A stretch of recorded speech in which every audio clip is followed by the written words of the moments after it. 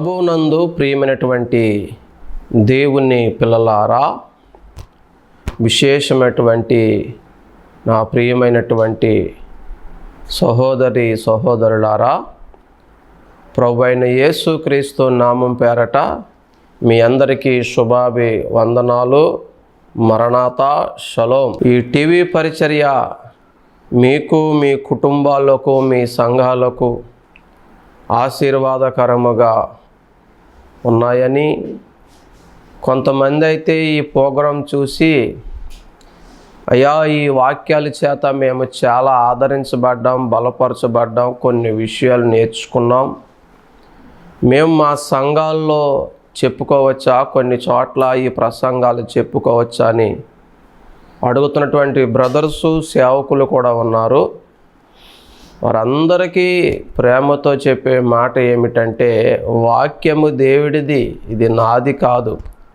కాబట్టి దేవుని వాక్యాన్ని షేర్ చేసుకోండి, మీకు ఎక్కడ కావాలితే అక్కడ ఉపయోగించుకోండి. నేను నేర్చుకున్నదే మీకు నేర్పిస్తున్నాను, నాకు సర్వము ఎరిగి కాదు. అలాగే మీరు నేర్చుకున్నది అనేక మందికి నేర్పించాలి.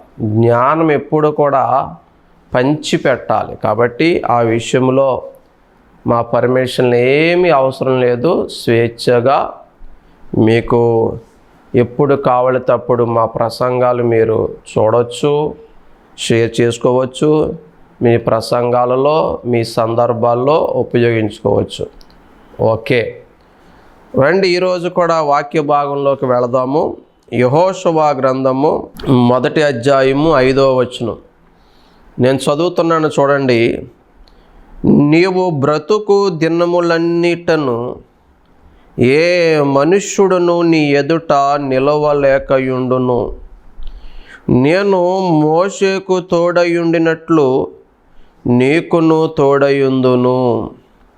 6వ వచనం కూడా చదువుతున్నాను, చూడండి. నిన్ను విడువను, నిన్ను ఎడబాయును.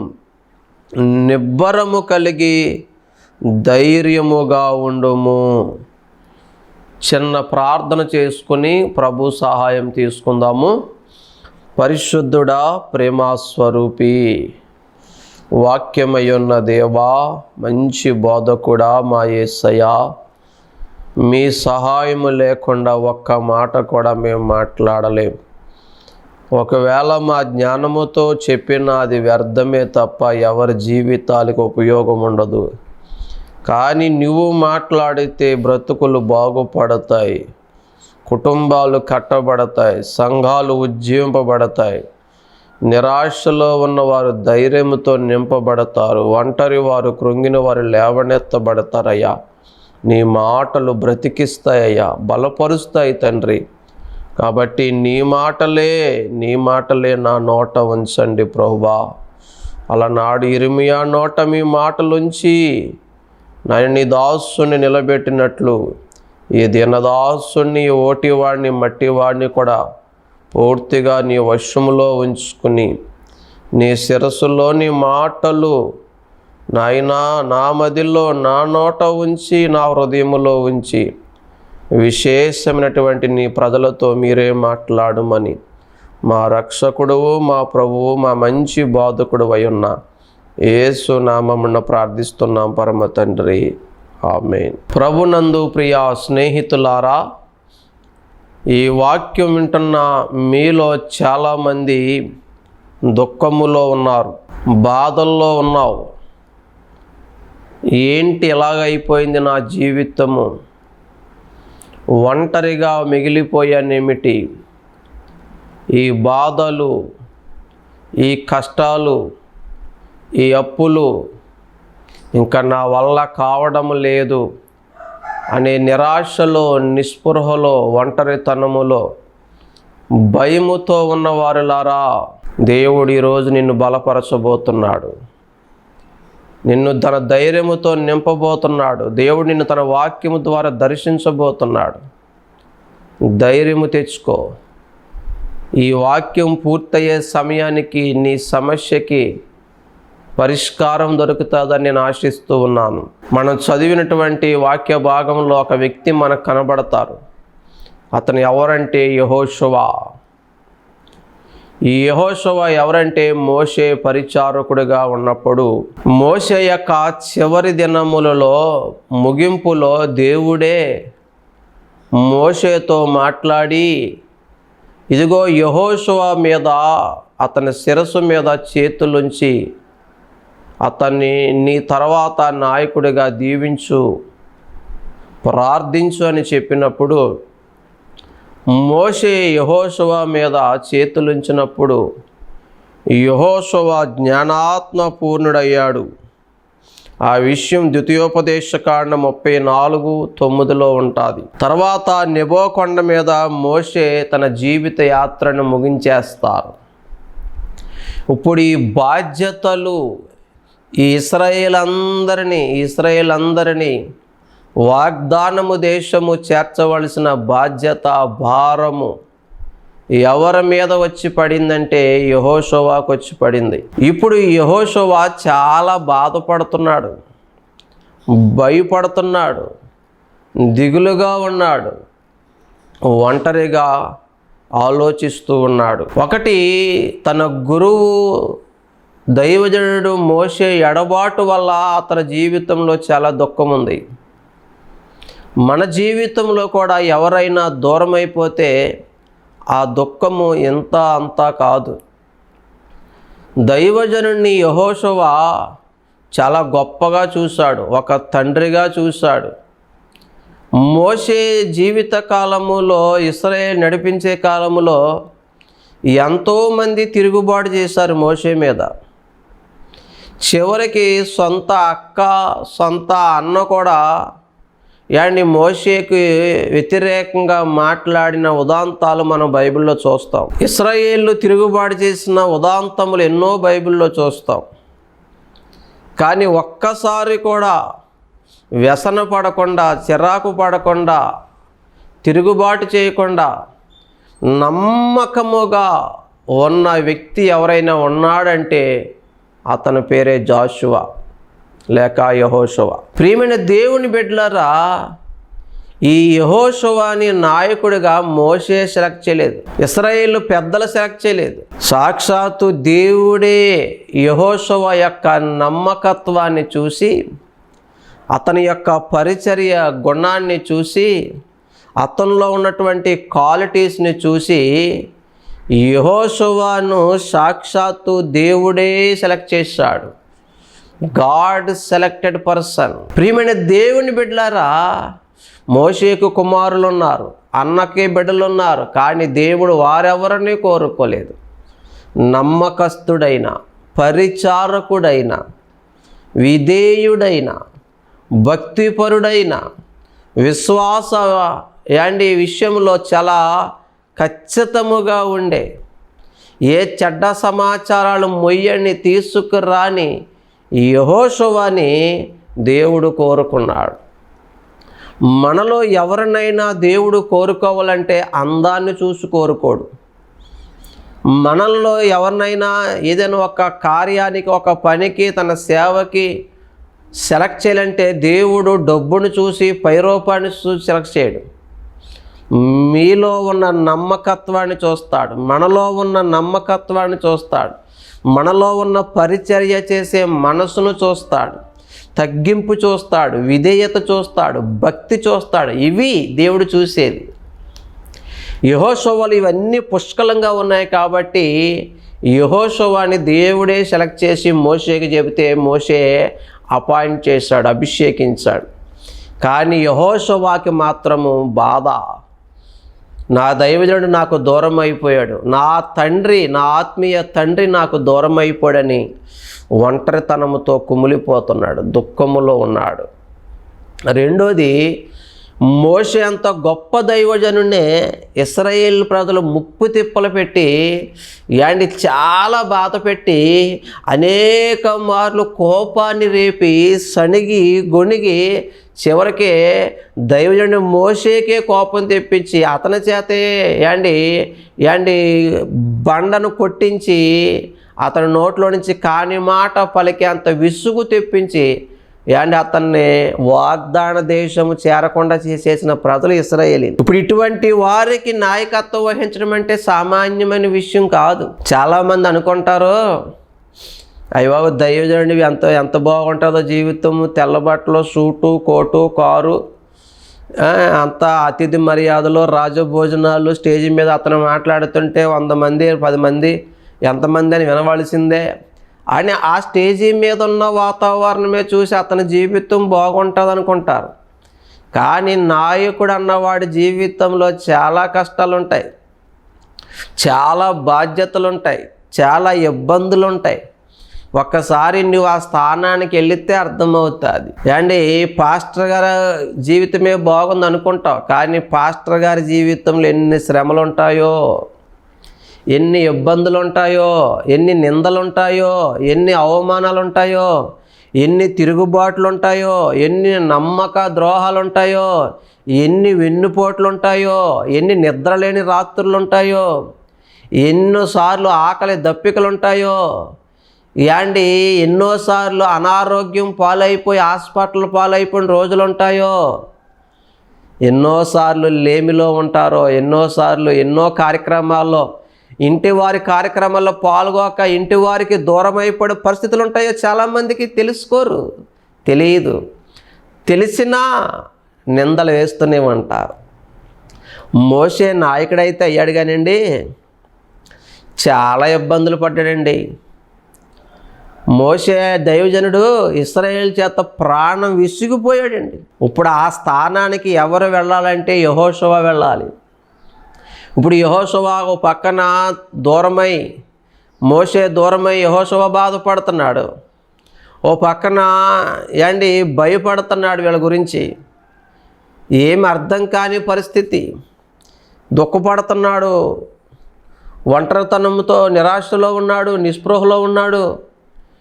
పోనీ ఆ పెద్దలందరూ వచ్చి, ఆ నాయకులందరూ వచ్చి ఇతన్ని ఎందుకు బాధపడుతున్నాడు, ఎందుకు దిగులుగొన్నాడని ఇతన్ని ఎవరు పరామర్శించినా పరామర్శించకపోయినా ఇతను ఒంటరితనముతో, ఆందోళనతో, భయముతో, టెన్షన్తో ఉన్న పరిస్థితిని దేవుడు చూశాడు.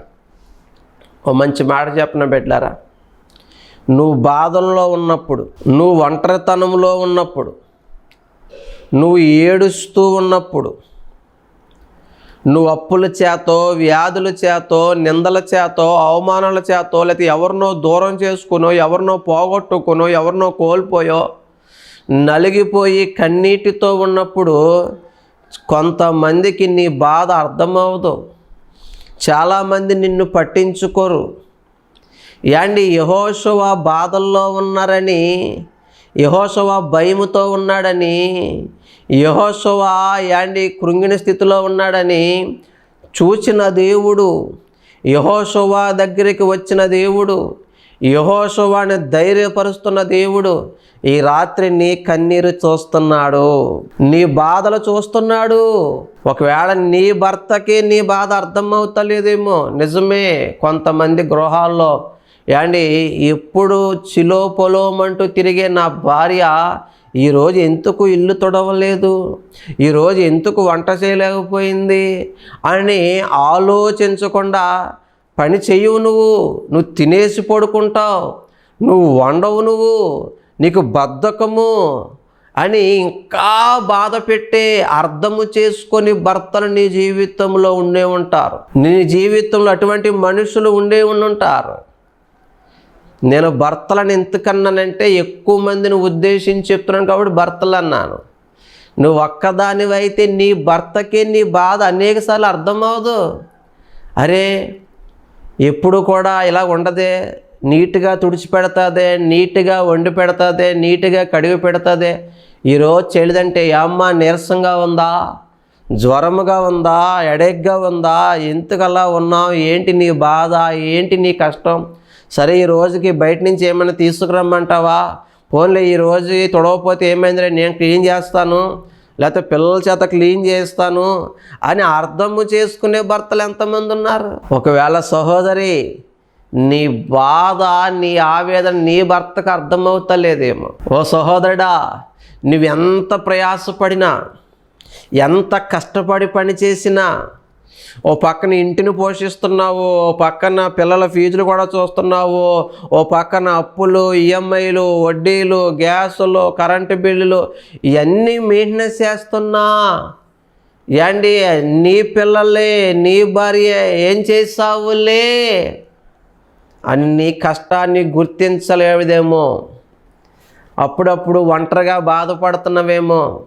వీళ్ళ కోసమే కదా నేను పడే కష్టమంతా, వీళ్ళ కోసమే కదా నా శ్రమంతా, నా జీవితం అంతా అరగొట్టుకుంది, నలగొట్టుకుంది, కనీసం గుర్తించట్లేదే. ఇదిగో ఇందుకు ఇలాగా మా డాడీ కష్టపడుతున్నాడు, నా భర్త కష్టపడుతున్నాడు, ఈరోజు ఎందుకు ఇలా బలహీనమైపోయాడు, ఈరోజు ఎందుకు అతను అలా ఒంటరిగా ఉన్నాడు, ఆవేదన చెందుతున్నాడని నీ ఇంటి వాళ్ళు కూడా నీ బాధను గుర్తించడం లేదేమో. ప్రియమైనటువంటి దేవుని పిల్లలారా, ఓ మంచి మాట మీకు చెబుతూ ఉన్నాను, గుర్తుపెట్టుకో. నిన్ను ఎవరు గుర్తించినా గుర్తించకపోయినా, నిన్ను ఎవరు ప్రేమించినా ప్రేమించకపోయినా, నిన్ను ఎవరు చేరదీసినా చేరదీయకపోయినా, నిన్ను ఎవరు అర్థము చేసుకున్నా అర్థము చేసుకోకపోయినా, చివరికి బిడ్డలారా నీ బాధ నీ తల్లికి, నీ తండ్రికి, నీ ఫ్రెండ్స్ కూడా అర్థమవుతలేదేమో. నువ్వు కూడా బాధపడుతున్నావేమో, నిరాశలో ఉన్నవేమో, కృంగిపోయి ఉన్నవేమో, ఒంటరితనంలో ఉన్నవేమో, డిప్రెషన్లో ఉన్నవేమో, భయపడుతున్నవేమో భవిష్యత్తు గురించి. ఇదిగో ఈ భవిష్యత్తు గురించి, ఇశ్రాయేలు ప్రజల భారము గురించి, బాధ్యత గురించి ఆందోళన పడుతున్నటువంటి యెహోషువ దగ్గరికి దేవుడే దిగి వచ్చాడు. ఎంత మంచి దేవుడండి, ఆదరించే దేవుడండి. నేను ప్రకటించే నా యేసు ప్రభు ఆదరించే దేవుడు, కృంగిన వారిని లేవనెత్తే దేవుడు, తల్లిలాగా ప్రేమించే దేవుడు, తండ్రిలాగా ధైర్యపరిచే దేవుడు. ఈ లోకపు మనుషుల్లాగా దాటిపోయే దేవుడు కాదు, విడిచిపెట్టే దేవుడు కాదు. బాధల్లో భయములో ఉన్న యెహోషువతో దేవుడు చెప్తున్న మాటలు ఎంత బాగున్నాయో చూద్దాం మరొకసారి.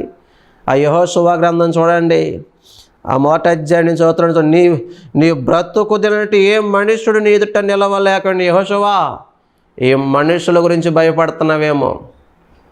మోషే గారిని అల్లల్లాడించేశారు, విసిగించేశారు. వాళ్ళతో పోల్చుకుంటే నేను యవ్వనస్తుడిని, వాడితో పోల్చుకుంటే నేను చిన్నోడిని, ఇన్ని లక్షల మందిని మొయ్యడం నా వల్ల కాదు అని మీ మనుషులకు భయపడుతున్నావేమో. నువ్వు నిలబడు, నేను నీకు తోడై ఉంటాను.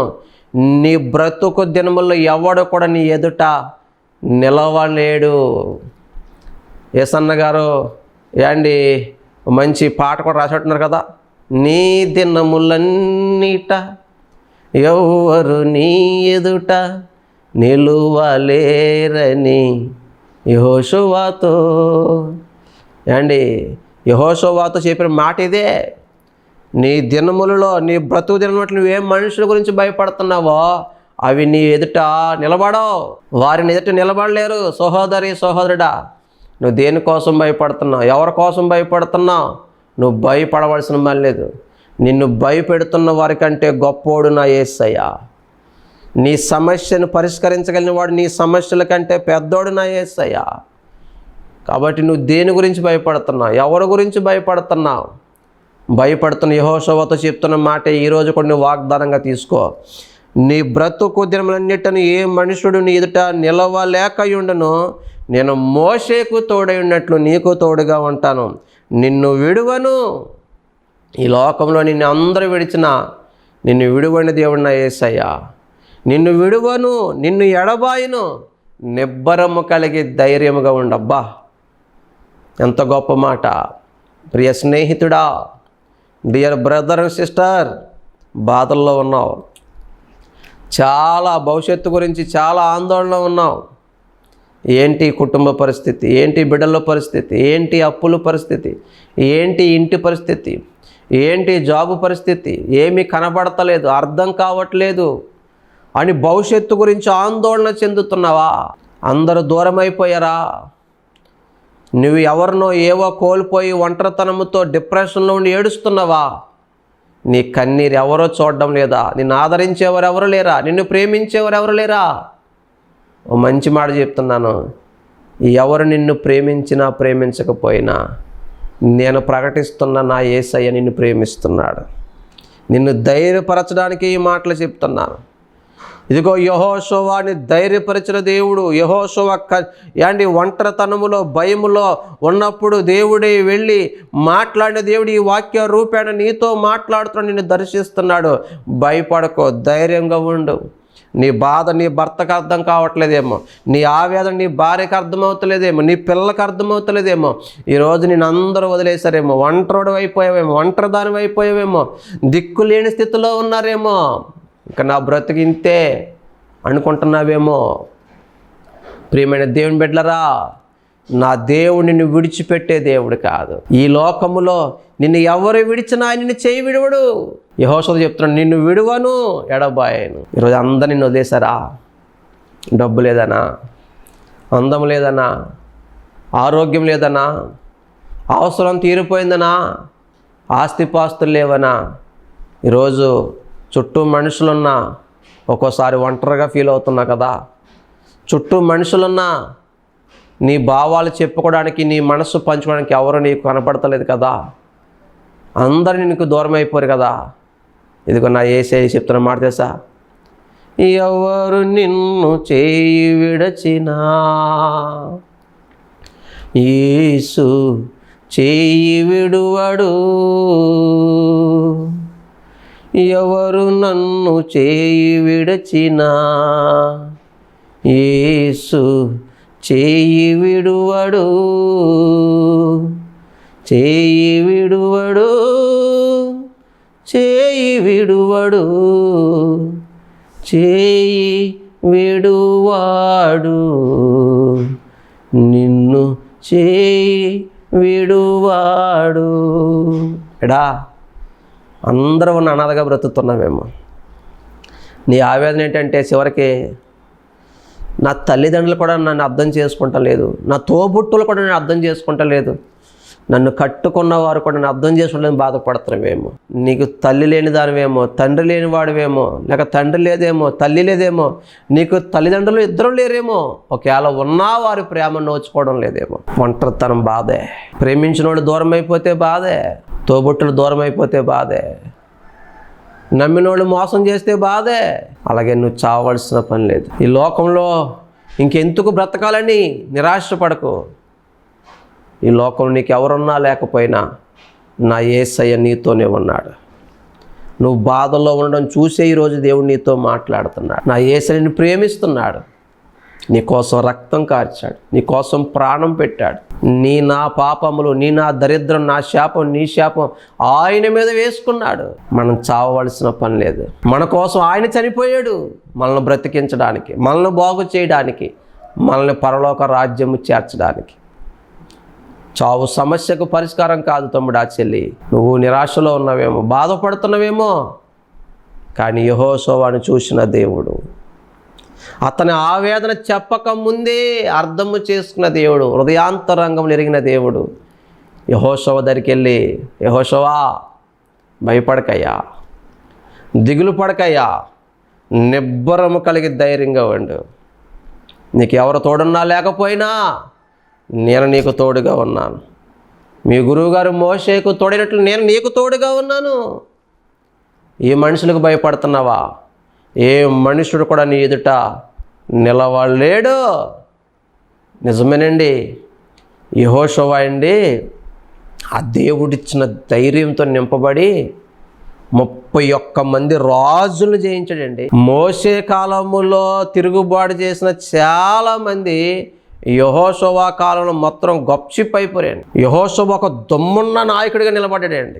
మోషే ఈ ప్రజలందరినీ తీసుకెళ్ళి వాగ్దాన దేశంలో చేర్చలేకపోయాడు, కానీ మోషే శిష్యుడైన, మోషే పరిచారకుడైన యెహోషువ సమర్థవంతముగా దేవుని సహాయముతో శత్రురాజును జయించుకుంటూ వెళ్ళి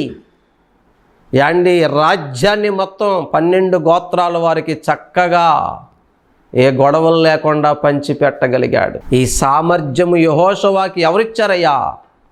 దేవుడే ఇచ్చాడు. ఎదురులేని మనిషిగా ఎవరు మార్చారయ్యా? దేవుడే మార్చాడు. జయవీరుడిగా ఎవరు మార్చారయ్యా? దేవుడే మార్చాడు. యెహోషువ ప్రార్థన చేస్తే సూర్యుడే ఆగిపోయేవాడు, చంద్రుడే నిలిచిపోయేవాడు. అంత స్థాయికి ఎదిపడిసారా.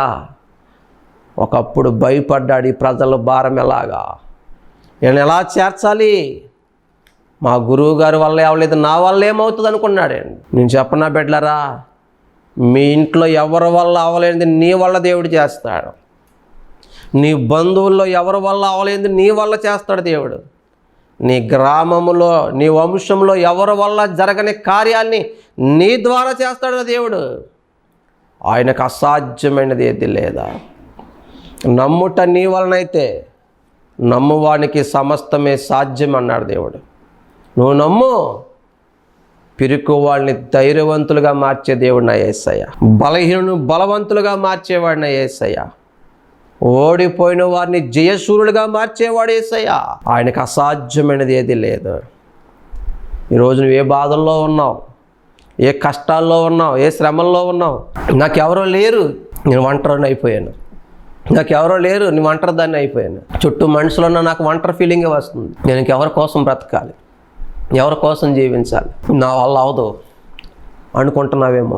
దేవుడు యెహోషువతో మాట్లాడి ధైర్యపరిచినట్లు నీతో మాట్లాడుతున్నాడు. నా దేవుడు నీకు తోడుగా ఉన్నాడు. ఎక్కడ నిందించబడ్డావు, ఎక్కడ అవమానించబడ్డావు, ఎక్కడ తృణీకరించబడ్డావు, ఏ మనుషులు నిన్ను నిషేధించారో అక్కడే నా దేవుడు గొప్ప చేయబోతున్నాడు. నిన్ను దీవించబోతున్నాడు, నిన్ను బలపరచబోతున్నాడు, నిన్నే ఒక మూల స్తంభముగా, మూలరాయిగా మార్చబోతున్నాడు.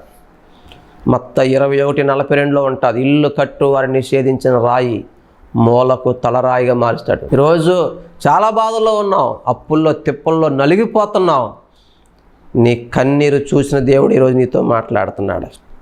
నీ బాధలు చూసిన దేవుడు ఈరోజు నీతో మాట్లాడుతున్నాడు.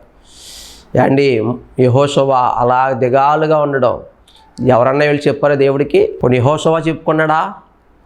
దేవుడే చూశాడు.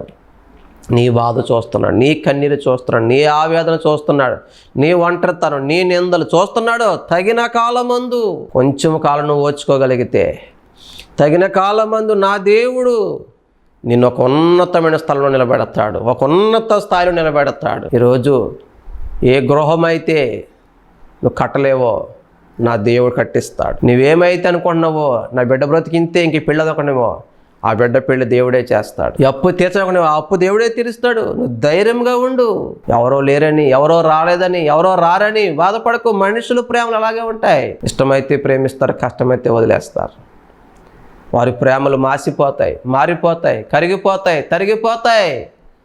కానీ మారని ప్రేమ, మరుపురాని ప్రేమ, శాశ్వతమైన ప్రేమతో ప్రేమించే యేసయ్య అన్నాడు, ధైర్యంగా ఉండు, నిబ్బరము కలిగి ధైర్యంగా ఉండు, నేను నిన్ను విడువను, ఎడబాయను. కాబట్టి విశ్వాసమున కర్తయు దాన్ని కొనసాగించేవాడైన యేసు వైపు చూచుచు, హెబ్రీ 12:2 ఆ వాగ్దానం పట్టుకుని, ఈ వాగ్దానం పట్టుకుని యేసయ్య వైపు చూసి ముందుకు సాగిపో.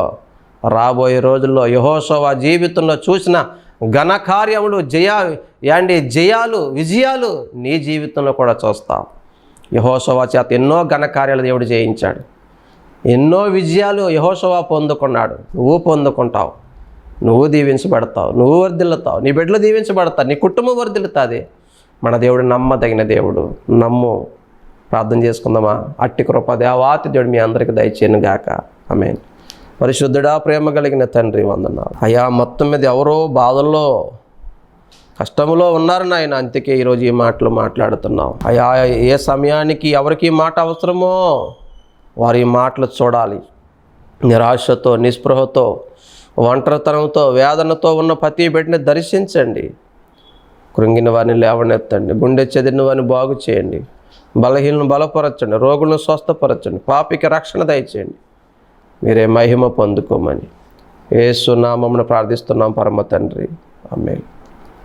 Praise the Lord. May God bless you all.